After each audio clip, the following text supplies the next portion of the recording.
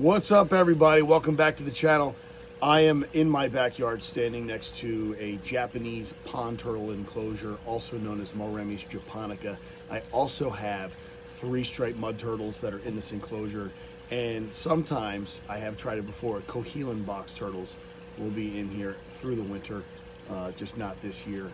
So in order for me to allow that to happen, for these 3 striped mud turtles to live comfortably, because it's somewhat of a shallow pond, as I need for those because they're not really the best swimmers, I've done a little mini greenhouse. And I know some of you have seen reels on Instagram that I've done in the past with this, but what I basically did was build an A-frame here with some support and a header going down.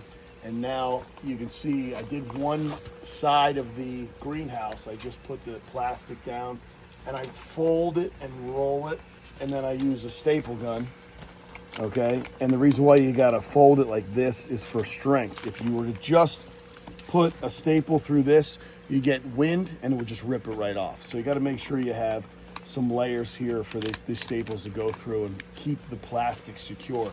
So I've done one side. I'm gonna do this side. So we've got 4 total sides. And if you can see how this pond is, it's kind of small, but I'm gonna show you one of the turtles that are in here. This is one of the female Moremys japonicas.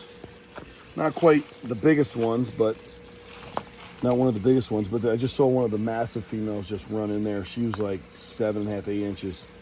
So she's one of the ones that is capable of laying eggs. And this is kind of a young female.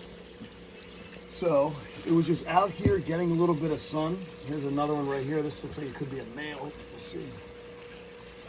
No, another female. Another young juvenile female.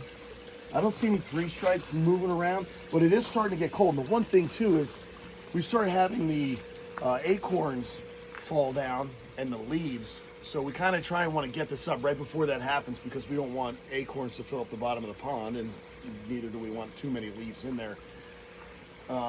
We have an aerator in here. We got a pump going, and I have a hose that goes underground and comes out over there. So in the wintertime, I can still turn on the hose without having to open the greenhouse.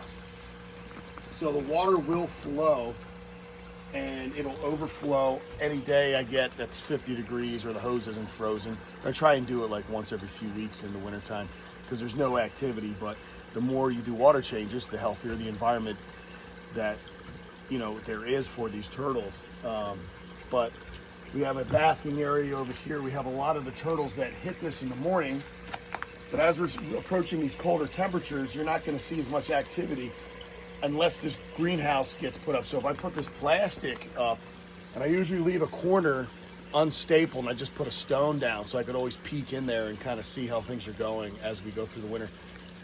Sometimes in January, I'll look in, and there'll be weeds growing. There'll be turtles basking. It'll be 50 degrees out here, but it's pretty much 75, 80 degrees in there. It heats up real fast. The sun hits this spot real good.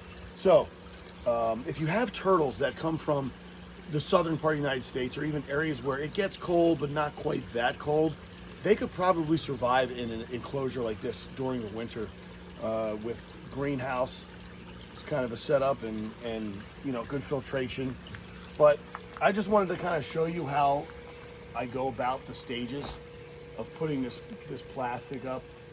I'm gonna have to get another piece, and then what I'm gonna have to do is kind of roll this a little bit too and pull that nice and tall. Usually I run the plastic this way.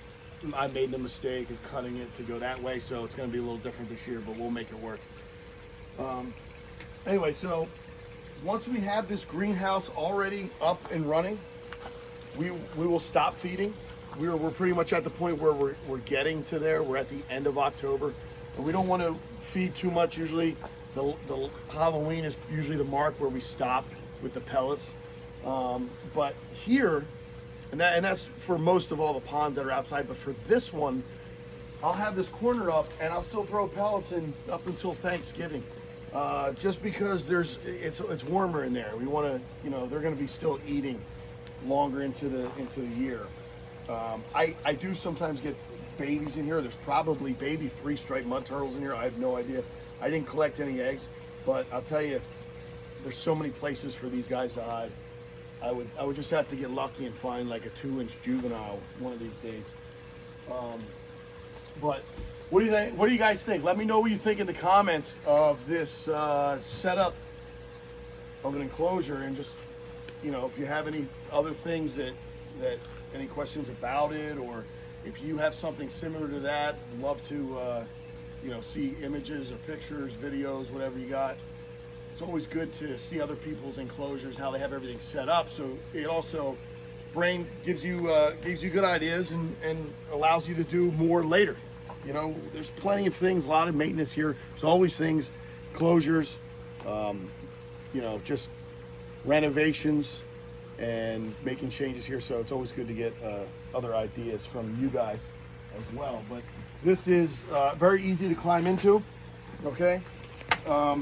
I got a Laguna Power Jet pump that runs all winter, and I got an aerator. So it's all about keeping the environment healthy. You've got to make sure we have lots of oxygen in this water. So the more aeration, the better. The more splash, the better, as long as they have an area where they can get completely dry. The gases at the bottom is what becomes dangerous in the winter. If you have ice over and you have a liner, the gases can't escape. So since there's a liner, it doesn't really freeze, but the oxygen is important because there's matter at the bottom that when it starts to decompose, it emits a gas, methane gas, I believe it is, and it can be deadly to these turtles and fish and whatever you have in your pond, which is why a lot of people who have ponds have heaters that float on the top to try and keep a hole and allow that to escape. So, but yeah, we don't really have that problem here, but we got aeration and try and keep a lot of the pumps running all winter, so there's always a hole in the ice. The temperatures here don't get too extreme. It does get cold, but it's nothing like Canada or anywhere like that. So we're just going to keep this going year after year, guys. And every year the turtles, the Moeremys japonica, I don't even know how many are in this pond right here. There's got to be 25. They just keep growing, getting more mature. So we'll start popping out tons of babies in the near future. I'm gonna start collecting the eggs. I don't know, we'll see. I rarely see them lay, but they tend to lay up in this area right here. You just gotta catch them at the right time. That's all I got for you on the greenhouse enclosure for the Moeremys japonica, the 3 striped mud turtles. Any questions, leave them in the comments. Subscribe, like. See you guys in the next video.